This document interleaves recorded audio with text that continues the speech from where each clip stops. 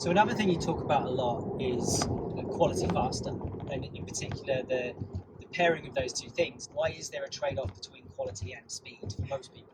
If you ask anybody, can you hurry up, please? They say, well, quality takes time, man. The typical thought process around quality is that it's going to take time for you to implement quality practices. Not enough effort is put towards automating the quality.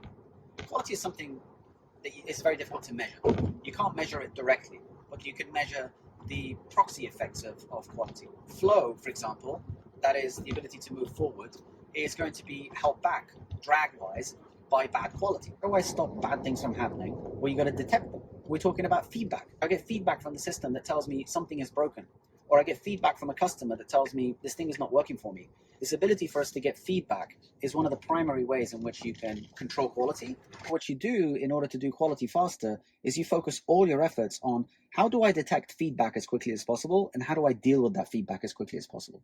Once you change your attention from quality takes time to quality can be very quick, if we figure out these feedback mechanisms, then you're able to do both, and that's the premise of quality faster. And it sounds simple, but it's also counterintuitive. I think we wrote a blog post about this probably a decade ago. Yeah, quite a few, 2016. It said something like, if you focus on going fast, quality will always hold you back. But if you focus on quality, you get speed for free. Correct. That's exactly right. So if you focus on quality and you focus on how do I detect feedback as quickly as possible, the first thing I'm going to do is make sure that automated tests are number one. The second thing I'm going to do is make sure my logs are squeaky clean, and any feedback in the logs that is not squeaky clean comes back to us immediately to deal with.